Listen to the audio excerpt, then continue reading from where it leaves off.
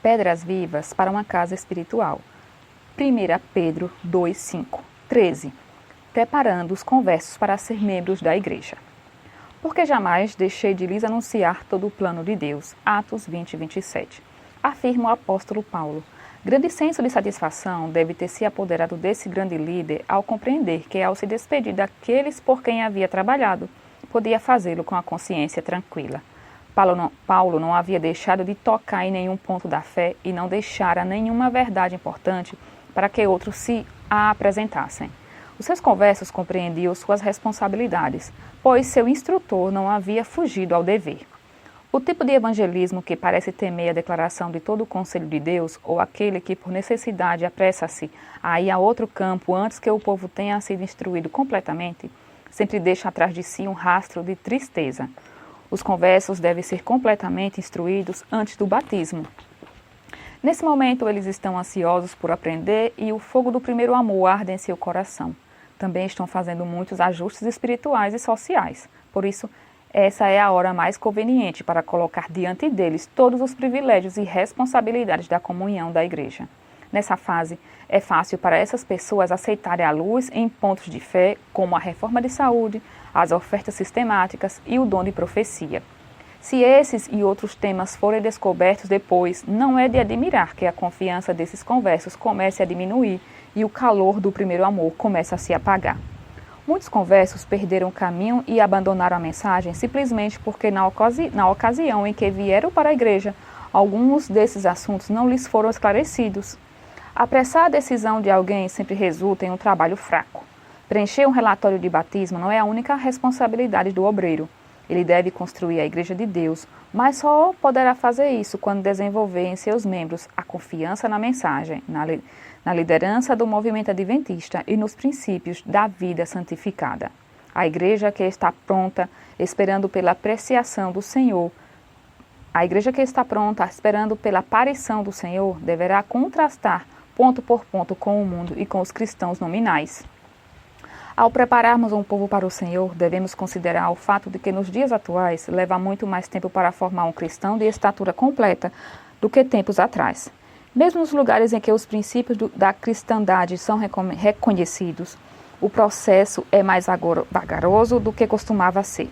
Décadas atrás, na maioria dos países civilizados, a Bíblia era reconhecida como autoridade no campo da religião.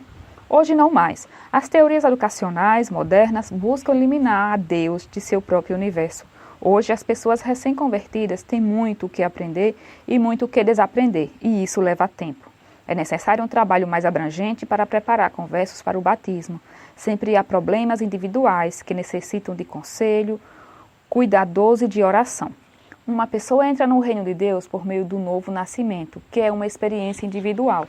Assim, quando um candidato está se preparando para o batismo, é necessário que haja tempo para o estudo de cada necessidade individual. Os problemas da pressa. Os métodos de evangelismo que tendem a apressar as pessoas a se tornarem membros da igreja, dando pouca oportunidade de examinar a si mesmas antes do batismo, deveriam ser censurados. Indivíduos que entram na comunhão da igreja muito depressa são como crianças nascidas prematuramente. Eles necessitam de cuidados especiais e alguns nunca chegam a se tornar cristãos espiritualmente fortes e sadios. Há uma tendência de ignorar as necessidades do indivíduo quando se exerce pressão para se preencher um relatório até determinada data. A oportunidade para o crescimento do candidato na graça e no conhecimento deve ser prioridade, mesmo que isso signifique postergar o batismo. Todos reconhecem a importância de apresentar as verdades essenciais antes do batismo. Sem dúvida, toda a verdade é essencial, mas o que é uma dificuldade para um, não é para outro. Alguns aceitarão a mensagem da reforma de saúde ou do dízimo com alegria. Entretanto, o estudo da natureza do ser humano e sua condição na morte pode parecer muito mais duro. Outros, tendo aceitado todos os pontos da fé, podem não receber a revelação de Deus nessa altura. Outros aceitarão tudo, menos o sábado. Outros ainda irão se recusar a aceitar o plano de Deus para a organização da igreja. Se o evangelista reconhece que cada verdade é uma dificuldade para alguém, isso ajudará a ser mais cuidadoso na maneira de apresentar cada detalhe da fé. É prudente compreender que a mensagem apresentada em cada sermão é um cheiro de vida para a vida ou de morte para a morte. Jesus dizia a seus ouvintes: portanto, vejam como vocês ouvem. Lucas 8,18. Não somente o que eles ouviam, mas como ouviam também decidia o seu destino. Plano útil. Um plano que considero útil é, depois de cobrir cada item da mensagem nas classes preparatórias, pelo menos 2 semanas antes do batismo, colocar nas mãos dos candidatos um certificado batismal. Peço que revisem os princípios da nossa fé esboçados ali. Um dia ou 2 antes da cerimônia, faço questão de visitar todos, separadamente ou em família. Dou a eles a oportunidade de fazer perguntas, a fim de ver se a confiança deles está firmemente estabelecida nos princípios da fé e no movimento com o qual agora se identificarão. A última entrevista não é a revisão de doutrinas. Nesse momento, estou ansioso para ajudá-los a compreender as implicações profundamente espirituais da ordenança propriamente dita. Para mim, isso é muito importante porque o batismo é mais do que uma ordenança. Ele deve ser uma bela experiência. Essa breve visita final significa muito para o candidato. Naturalmente, oferece a oportunidade de esclarecer qualquer ponto da doutrina, mas o objetivo principal é ajudar o candidato a clamar pelo poder do Espírito Santo ao se levantar do tanque batismal. Tendo sido eles plenamente preparados nas classes, o certificado de batismo será apenas um sumário da mensagem que eles aprenderão a amar. Prevenção da apostasia. Eu estava dirigindo uma série de conferências em uma cidade grande fora do país. O Senhor havia abençoado grandemente o trabalho e quase 200 pessoas foram batizadas. Entretanto, por causa de outras responsabilidades, foi necessário deixar esse trabalho quando o interesse estava no auge. Isso estava longe de ser o ideal, mas não havia outra saída. Assim, deixei com os novos crentes a responsabilidade de ser fiéis à mensagem que haviam abraçado.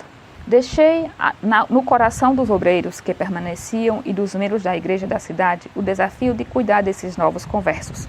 Confiei-os ao Senhor e parti. 3 anos depois recebi notícias daquela igreja. Um dos líderes informou que dos 193 batizados, 186 ainda permaneciam alegremente na verdade e apoiavam fielmente a causa de Deus com seus dízimos e ofertas. Esse líder me enviou o relatório crendo que pudesse levar minha alegria, e assim foi. Sempre alegra o coração do obreiro saber que aqueles que ele conduziu às águas batismais continuam a andar em novidade de vida. De fato, a instrução completa e detalhada é essencial para que os conversos permaneçam na fé. Alguns partirão, não importa quão cuidadosamente tenham sido instruídos, porém muitos permanecerão se, como o apóstolo, o evangelista tomar cuidado em declarar a eles todo o conselho de Deus. A medida do sucesso não é o número que aparece nos relatórios, mas o número daqueles que estarão em pé no mar de vidro. Em alguns lugares em que administradores requerem que a campanha evangelística seja finalizada em um tempo específico, a despeito das circunstâncias, é difícil fazer um trabalho completo. E isso tende a deixar os obreiros nervosos e superficiais em suas tentativas. Frequentemente, o limite de tempo tem causado fracasso onde poderia ter havido sucesso. Infelizmente, a determinação do tempo para o evangelista encerrar o seu trabalho é, até certo ponto, feita por quem está mais longe da campanha e pouco conhece as necessidades reais. O Senhor nos deu um conselho claro nesse ponto. Ninguém pode prescrever os dias, as semanas, que alguém deve ficar em certa localidade antes de mudar-se para outro. Não deve ter limites circunscritos. Quando se faz pressão para encerrar um trabalho crescente, em geral, a pressa indevida também ocorre no preparo dos candidatos ao batismo. Alimentar à força os novos conversos para apresentar um relatório favorável torna os ministros culpados da acusação de tráfico de almas. A admissão de membros que não foram renovados no coração e reformados na vida é uma fonte de fraqueza para a igreja. Esse fato é muitas vezes passado por alto. Alguns pastores e igrejas acham-se tão desejosos de assegurar um aumento de membros que não dão testemunho fiel contra hábitos e costumes não cristãos. Pouca abnegação ou sacrifício é exigido de uma pessoa para se revestir da forma da piedade e ter o nome registrado na igreja. Daí muitos se unem à igreja sem primeiro terem se unido a Cristo. Nisso Satanás triunfa. Tais conversos são seus instrumentos mais eficientes. Servem de laço para outras pessoas. São falsas luzes atraindo os incautos à perdição. Males da competição. É lamentável que, às vezes, o espírito de competição e rivalidade se infiltre entre os obreiros. Quando estes são classificados pelo número de conversos conseguidos em certo tempo, tudo se resume a produzir números. Onde reina a competição, o companheirismo desaparece e o Espírito de Deus se ausenta. Não devemos competir uns com os outros, devemos nos empenhar contra o nosso inimigo, movendo-nos para a frente, unidos como um exército e pela graça de Deus, determinados a resgatar tantos prisioneiros para o Senhor quantos pudermos. Se um soldado de Cristo conseguir mais do que nós, agradeçamos a Deus, como afirma o apóstolo Paulo. Alegrem-se com os que se alegram e chorem com os que choram. Romanos 12:15. Não estamos competindo, somos membros de uma grande comunidade. Como soldados do Senhor, devemos ajudar a carregar os fardos uns dos outros. A competição, além de eliminar o companheirismo, coloca a igreja em perigo. Somos todos cooperadores. Nosso trabalho é um só. Paulo afirmou: eu plantei, Paulo regou, mas o crescimento veio de Deus. De modo que nem o que planta é alguma coisa, nem o que rega, mas Deus que dá o crescimento. 1 Coríntios 3, 6, 7. A menos que Deus dê o crescimento, nosso fruto não permanecerá. Estabelecidos no Senhor. Se os nossos conversos permanecerem na presença de Deus Todo-Poderoso, será porque são conversos de Cristo. Como embaixadores do Pai, devemos fazer o necessário para que eles permaneçam firmes como o povo de Deus até o segundo advento de Cristo. Devemos ajudá-los a conhecer a Bíblia, mas principalmente a conhecer seu Senhor. A graça de Deus deve moldar-lhes a vida para que sejam capazes de justificar sua esperança com mansidão e temor. De fato, o evangelista não deveria sair do local de evangelização antes que seus filhos no Senhor sejam estabelecidos na fé. É necessário um preparo mais cuidadoso dos que se apresentam como candidatos ao batismo. Há necessidade de mais cuidadosa instrução do que em geral recebem. Os princípios da vida cristã devem ser claramente explicados aos recém-convertidos. Não se pode confiar em sua mera profissão de fé como prova de que experimentaram um relacionamento salvífico com Cristo. Não basta apenas dizer, eu creio, mas é necessário também praticar a verdade. É pela conformidade com a vontade divina em nossas palavras, atos e caráter que provamos nossa comunhão com Ele. O obreiro nunca deve deixar parte do trabalho por fazer, porque esta não lhe agrada, pensando que o pastor que vier depois a fará por ele. Quando assim acontece, se vem um segundo pastor e apresenta as exigências de Deus quanto ao seu povo, alguns voltam atrás dizendo, o pastor que nos trouxe a verdade não mencionou essas coisas, e se escandalizam com a palavra. Os pastores não devem sentir que sua obra está completa, enquanto os que aceitaram a teoria da verdade não compreenderem realmente a influência do seu poder santificador e se acharem verdadeiramente convertidos. Quando a palavra de Deus, como uma aguda espada de 2 gumes, penetra o coração e desperta a consciência, muitos pensam que isso é o bastante. O trabalho, porém, apenas começou. Fizeram-se boas impressões, mas, a menos que elas sejam aprofundadas mediante esforços cuidadosos, fortalecidos pela oração, Satanás as anulará. Não fiquem os obreiros satisfeitos com o que foi conseguido. O arado, na verdade, deve sulcar mais fundo, o que certamente acontecerá se forem feitos esforços completos para dirigir os pensamentos e estabelecer as convicções dos que estão estudando a verdade. Muitas vezes o trabalho é deixado incompleto e em muitos desses casos não produz resultado. Por vezes, depois de um grupo de pessoas haver aceitado a verdade, o pastor pensa que deve seguir imediatamente para o novo campo e, às vezes, sem a devida averiguação, recebe autorização para partir. Isso é um erro. Ele deve findar o trabalho começado, pois deixando-o incompleto faz-se mais mal do que bem. Campo algum é tão pouco prometedor como aquele que foi cultivado o suficiente para dar ao joio um mais luxuriante desenvolvimento.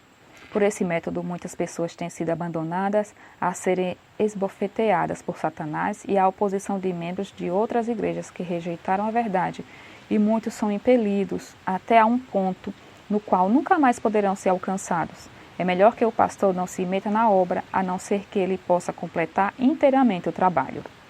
A organização de uma classe batismal na qual os pontos da fé são revistos tem sido uma prática do nosso programa evangelístico. No entanto, somente a instrução de classe não é suficiente para preparar o candidato para um passo tão solene. Ele deve conhecer não apenas a teoria da verdade, mas também experimentar a vitória pessoal e individual sobre o pecado. Seu problema particular pode nem ser tocado em classe. Deve haver, portanto, muita oração e conselho individual para cada candidato. Naturalmente, os evangelistas estão interessados em um maior número de batismos. Programações desse tipo são espetaculares e frequentemente ajudam bastante na publicidade de um programa evangelístico. Ainda assim, uma grande quantidade de batismos pode representar trabalho fraco e preparação débil, a menos que a equipe evangelística tenha grande quantidade de obreiros experimentados.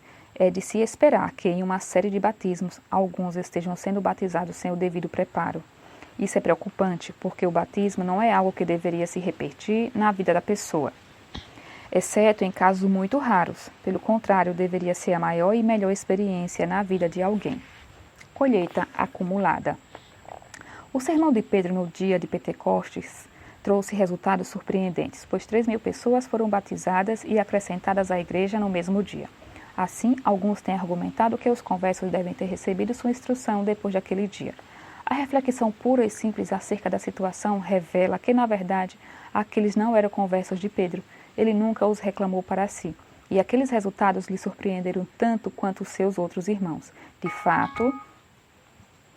fato, o sucesso na conversão das pessoas era trabalho do Espírito de Deus e resultado de uma preparação feita ao longo dos anos, da qual muitos participaram. As mensagens do próprio Jesus foram a principal influência que produziu a colheita. A multidão, em sua maioria, era composta por pessoas convertidas pelo ministério de Cristo, que tinham vindo de muitos países. Durante anos, o Espírito de Deus as preparou para aquele grande dia. Muitas dessas pessoas haviam ouvido João Batista, e outras haviam ouvido Jesus e recebido seus ensinamentos. Além disso, pelo menos 120 obreiros, homens e mulheres batizados pelo Espírito, examinaram o caso deles. Isso significou apenas cerca de 25 conversos para cada obreiro. Devemos lembrar que para preparar essas pessoas devotas para o batismo, havia pouco a aceitar, além do fato de que Jesus era o Messias prometido e o cumprimento das Escrituras proféticas e que sua morte e ressurreição selavam sua identidade. Todos eles criam nas Escrituras. Temas como a vida santificada e a obediência à lei de Deus já foram praticados por eles, de acordo com a vontade revelada do Pai, pois eram bons judeus. De fato, não temos base de comparação quando contrapomos esse grupo particular e as grandes campanhas evangelísticas atuais. Nem todos os conversos da igreja cristã eram judeus. Quando os apóstolos pregavam entre os gentios, seu trabalho era muito mais vagaroso. Os conversos de procedência pagã tinham muito mais a aprender e desaprender. As práticas pagãs deveriam ser postas de lado. O estudo do livro de Atos revela que eles tinham que ser preparados da mesma maneira como são preparados os conversos de hoje. Paulo organizou uma escola bíblica diária em Éfeso. Ele continuou a ensinar naquela cidade por mais de 2 anos, de modo que toda a Ásia ouviu a palavra. Ao concluir seus trabalhos, dirigiu uma queima pública de livros pagãos de filosofia e de artes satânicas. Sem dúvida, livros sobre astrologia, horóscopo, idolatria e ocultismo, junto de trabalhos duvidosos acerca da moralidade ou mesmo da imoralidade, tão comuns nos seus dias. Foram todos destruídos. Aquele fogo representava muito dinheiro em livros, que eram raros naquele tempo. Não foi trabalho de alguns dias ou meses, mas de 2 longos anos, ajudando os candidatos ao batismo. Podemos ver o fiel apóstolo desdobrando as poderosas verdades das Escrituras e aplicando sua mensagem às necessidades pessoais. Ele fazia exatamente o que somos instruídos a fazer. Cabe ao pastor realizar com eles reuniões especiais. Deve-se estudar com eles a Bíblia, falar e orar com eles, mostrando-lhes claramente o que o Senhor deles requer. Apresente a eles o que diz a Bíblia com respeito à conversão. Mostre-lhes o que seja o fruto da conversão, a prova de que amam a Deus. Explique-lhes que a legítima conversão se manifesta em mudança do coração, dos pensamentos e das intenções pela renúncia a maus costumes, fofocas, inveja e desobediência. Uma luta tem de ser travada contra cada mau traço de caráter, e então o cristão poderá se valer da promessa: pedi e dar-se-vos-á. Vou ler novamente. Uma luta tem de ser travada contra cada mau traço de caráter, e então o cristão poderá se valer da promessa: pedi e dar-se-vos-á. Mateus 7:7. Mais do que um rito, o batismo deve ser uma experiência real do coração, pois o candidato não está meramente se unindo à igreja. Ele está aceitando o fato de ser um membro da família celestial. Daí por diante, deve estar sob a tríplice autoridade do Pai, do Filho e do Espírito Santo. Seu batismo é uma declaração pública da renúncia ao mundo e de sua aceitação das responsabilidades do reino. O rito é uma evidência externa da sua mudança de cidadania. Ele não é mais um estrangeiro no reino de Deus. Quem está preparado? O evangelista que leva as boas novas de salvação e reconciliação de Cristo pode estender seu convite a todas as pessoas.